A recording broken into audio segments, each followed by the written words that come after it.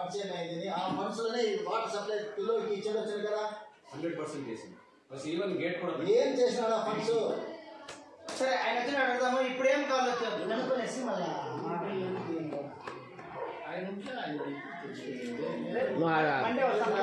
ఓపెనా school చాలా గలీజ్గా ఉంది గేట్ లేకుండా అంత చంద్రబాబు తెలిసి హై స్కూల్ స్టాండ్ చేస్తుంది హైదరాబాద్ లో పోయింది ఆయన ఫైల్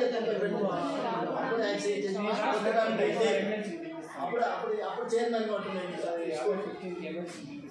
3 రూములు కట్టేసి ఈరోజు గోపి వాళ్ళంతరంగా ఇది ఏమైంది ఇంప్రూవ్మెంట్ కన్నా వీళ్ళంతా పదా చూస్తాం స్కూల్ హై స్కూల్ ఏం గతిలో ఉంది అంటే ఇప్పుడు చూస్తా ఉంటే ఫస్ట్ క్లాస్లో ఉంది. ఓపెనా 2005లో ఫస్ట్ బ్యాచ్ ఒకటే పాస్ స్కూల్లో నేను ఇద్దరు అమ్మాయిలు పాస్ 2005 ఫస్ట్ పాస్ నేనే 60 మంది ఉంటున్నా. కుప్పం కొత్తపేటలో ప్రతి స్కూళ్ళు విజిట్ చేయడం జరిగింది. కొత్తపేటకు సంబంధించినటువంటి తెలుగుదేశం పార్టీ లీడర్లు మరి ఈ లోకల్లో ఉన్నటువంటి పెద్దలు అందరూ కలిసి ప్రతి స్కూల్ని చూడడానికి రావడం జరిగింది. స్కూల్ సమస్యలు అయితేనేమి ప్రతి ఒక్కటి కూడా ఉపాధ్యాయుల ద్వారా అయితేనేమి అదేవిధంగా అక్కడ ఉన్నటువంటి లోకల్ ద్వారా అడిగి తెలుసుకోవడం జరిగింది.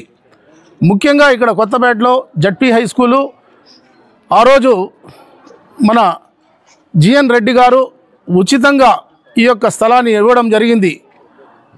ఆ స్థలాన్ని అభివృద్ధి చేసుకోమని చెప్పడంతో ఇక్కడ ప్రభుత్వం ద్వారా ఈ స్థలంలో ఎన్నో రూమ్స్ ప్రతి ఒక్కటి కూడా ఇక్కడే అంగన్వాడీ కేంద్రము అదేవిధంగా అన్ని స్కూళ్ళు కలిపి హై స్కూల్గా ఇక్కడ కట్టడం జరిగింది.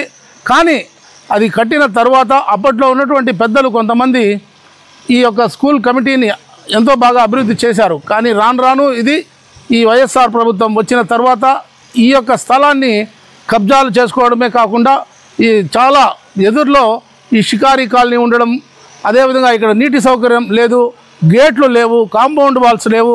ఇక్కడ ఉన్నటువంటి స్టూడెంట్స్కు సరైన సౌకర్యాలు లేకుండా వాళ్ళు బయట ఎక్కడికో టాయిలెట్స్కి కానీ ఇంకోటి కానీ పోవడం, ఉపాధ్యాయులకు కూడా ఇక్కడ టాయిలెట్స్ లేకుండా ఉంది. ఇవంతా కూడా చేయాలంటే మన చంద్రబాబు నాయుడు గారి వల్లే సాధ్యం. అదేవిధంగా ఇక్కడ స్కూల్ నాడు నేడు